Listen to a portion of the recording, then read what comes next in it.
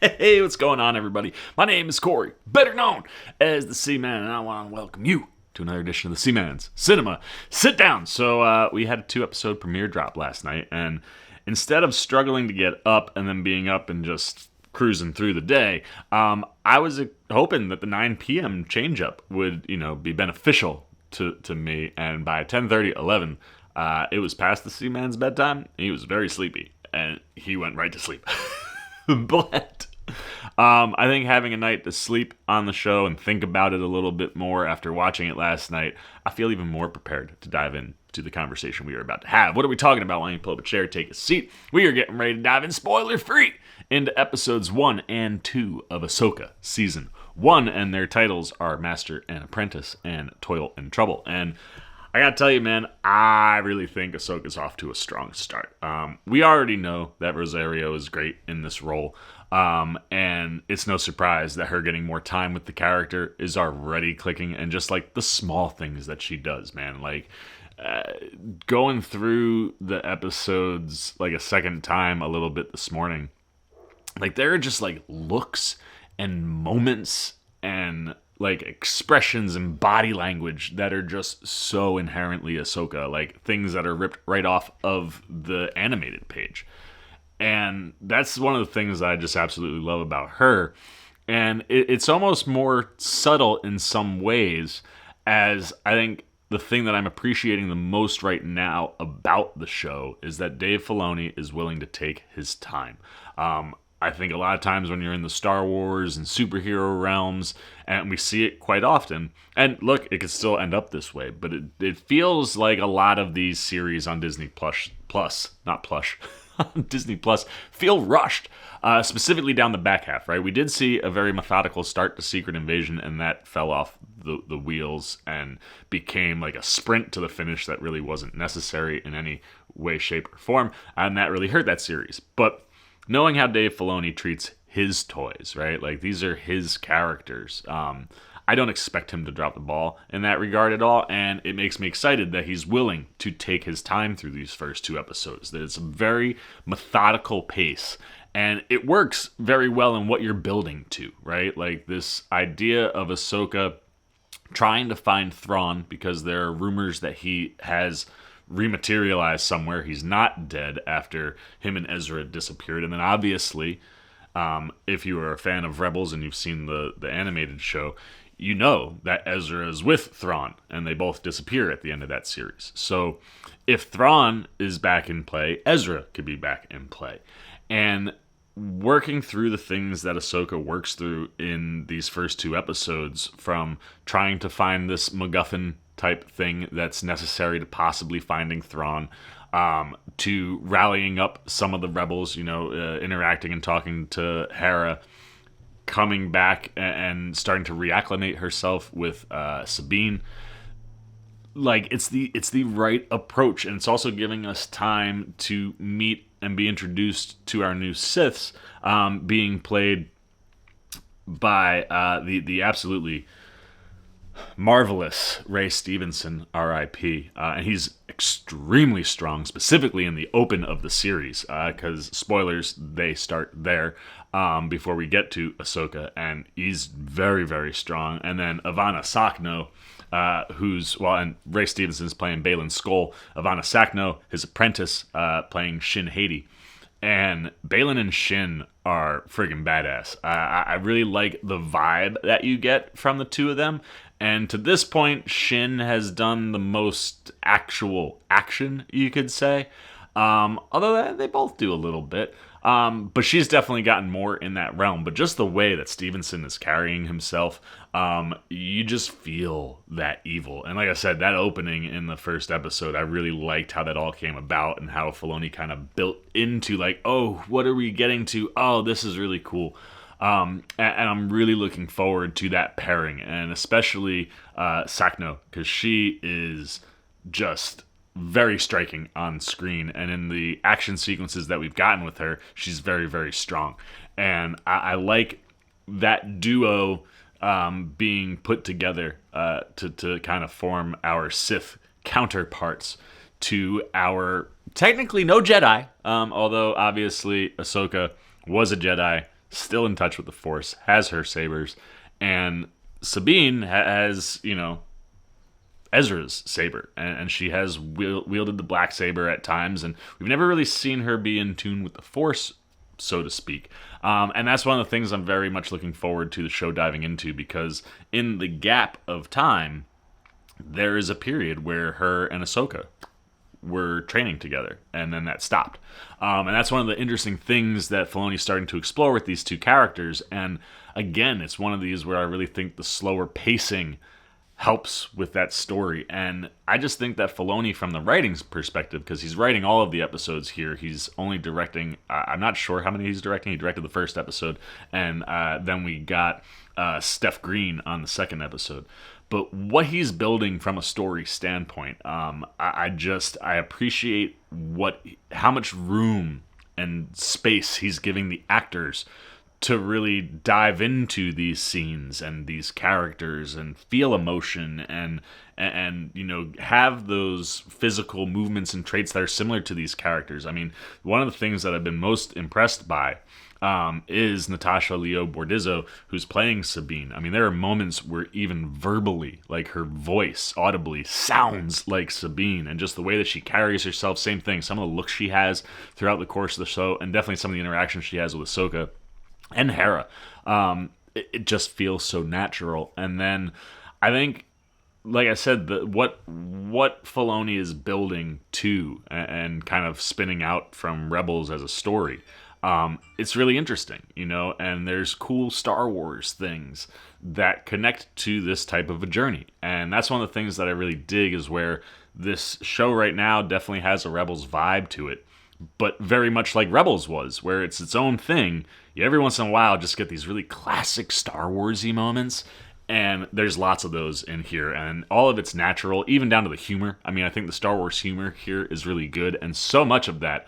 By the way, I was today years old when I found out and realized that David Tennant was the voice of Hu Yang, who is obviously the droid that helps all of the younglings built when they're building their lightsabers.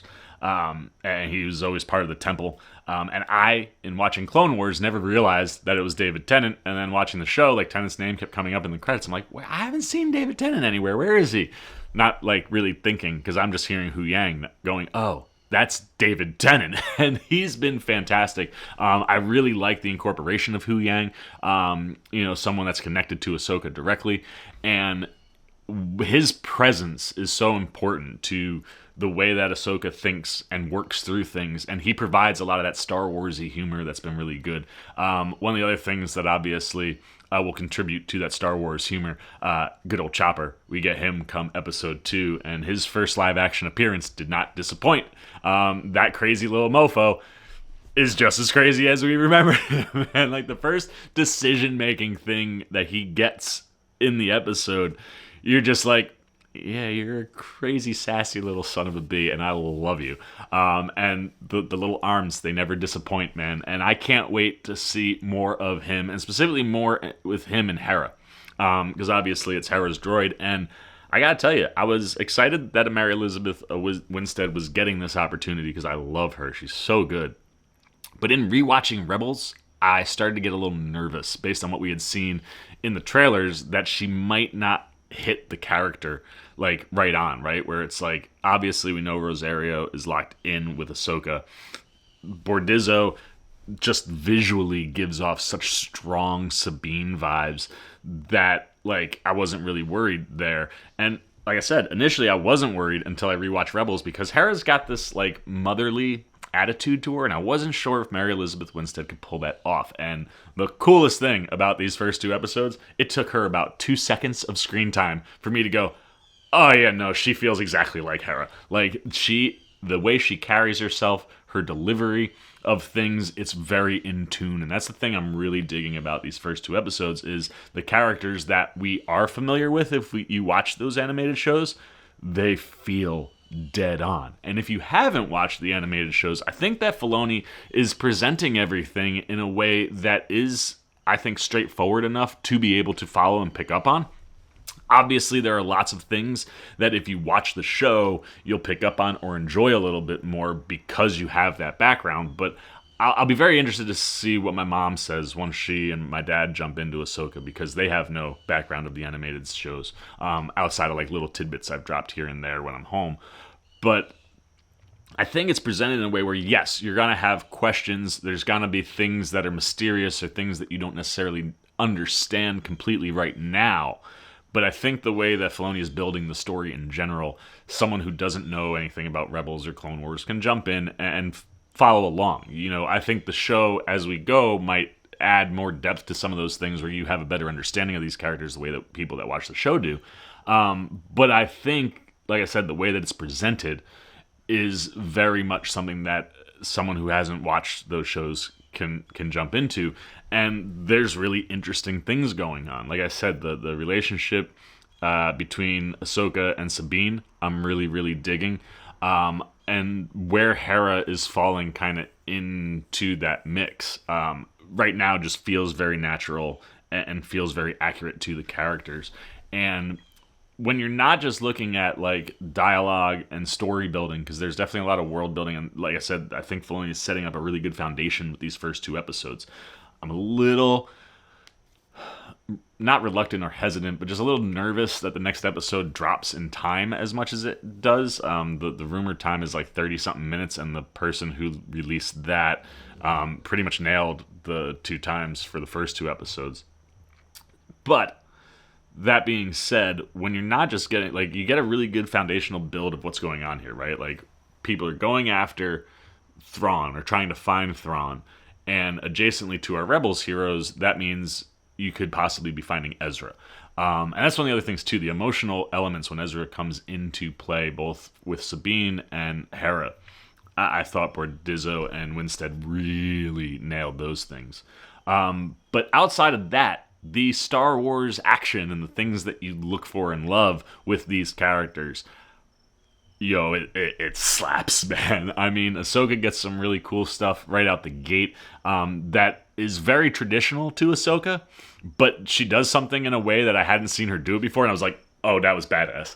But I love just the way you watch Rosario, like, just looking at things, and there's a little bit of an Indiana Jones vibe to something that she does early on, and then when she's got to throw down against, she goes up against a couple droids.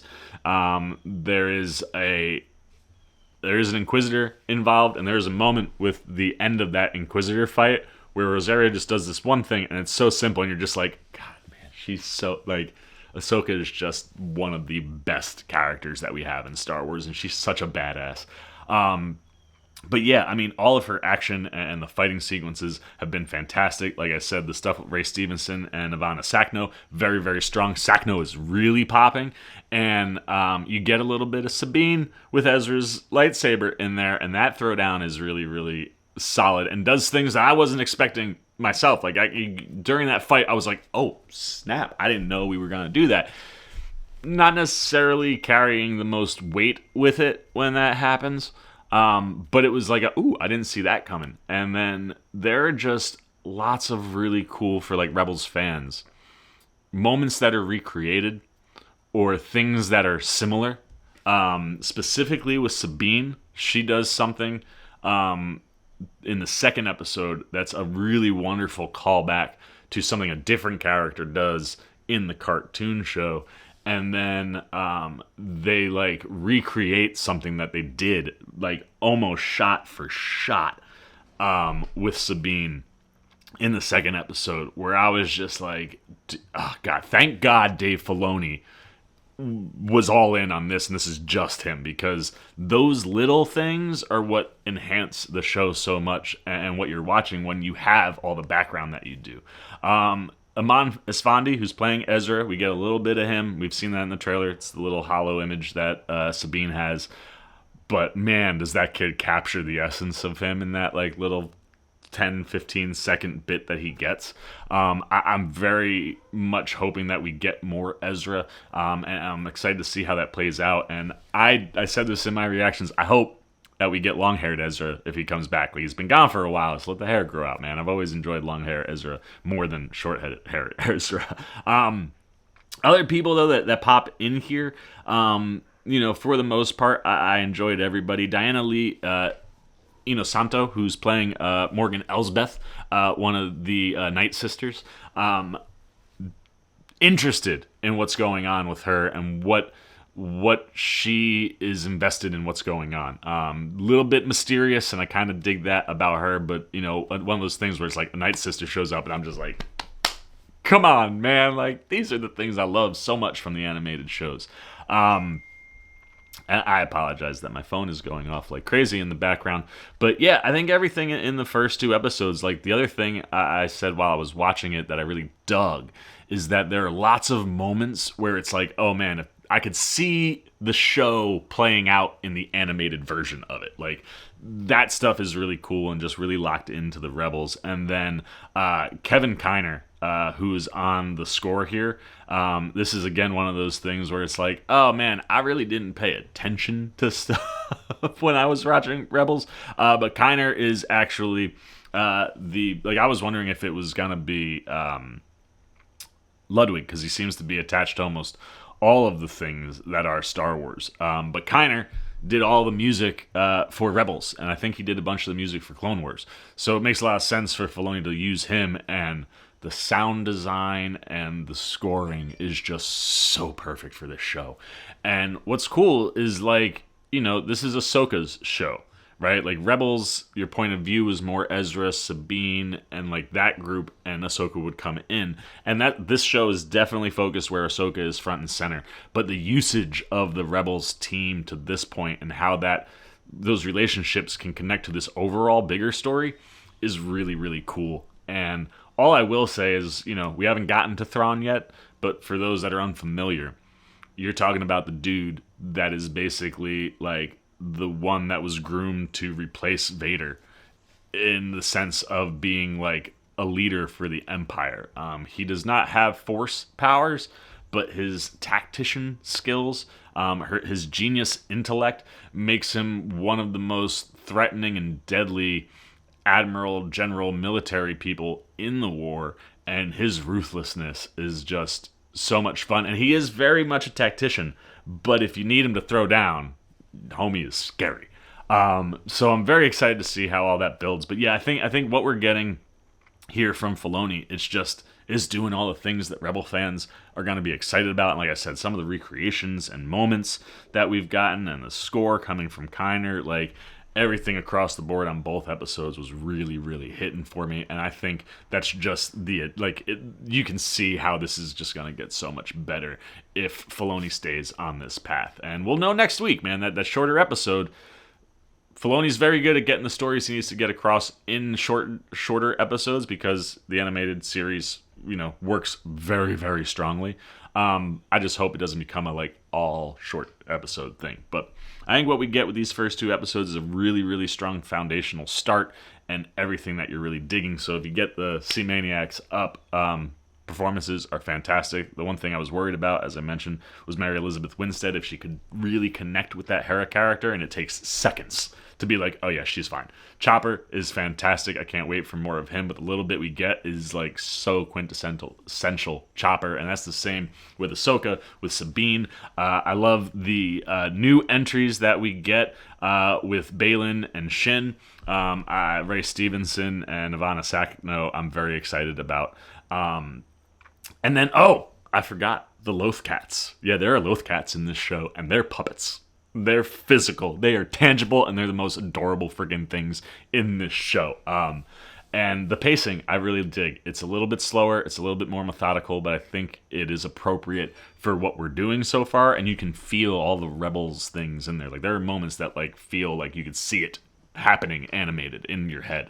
It's a really strong start, and it's a really cool beginning, I think, to this show, even if it's not trying to pop out like crazy. It's doing exactly what I was hoping it would do. It's got that grounded, kind of gritty vibe of Andor, and then when you get to the spectacle things, they hit the way Mando does. So I went for both episodes a 4 out of 5. I thought both episodes were very strong.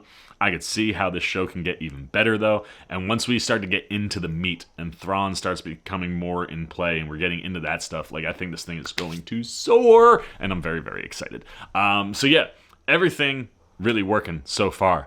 I just think there's so much room for this show to just get better and better and better each week. I love that we're getting a 9-piece start, even though I was a little sleepy going through 90 minutes and 2 episodes yesterday. I'm pumped, and hopefully we'll have content up a lot faster as the weeks go on. But I'm going to shut up. I'm going to turn it over to you.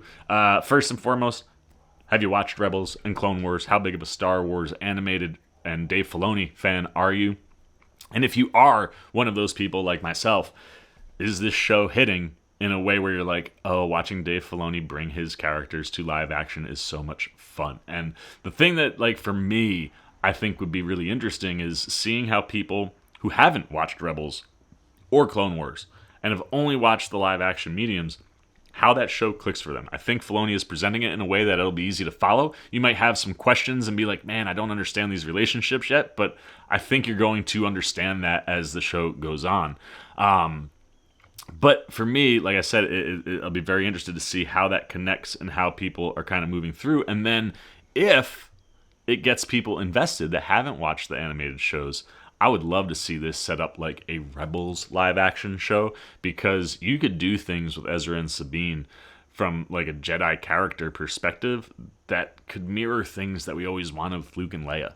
You know, and I think there could be a lot of cool things there that could then get people into the animated series. So all that stuff, it fascinates me. Want to know what you're thinking there. And then, yeah, what did you like, not like, what was working, what wasn't, things that popped if you're familiar with these characters, things that worked or didn't if you're not.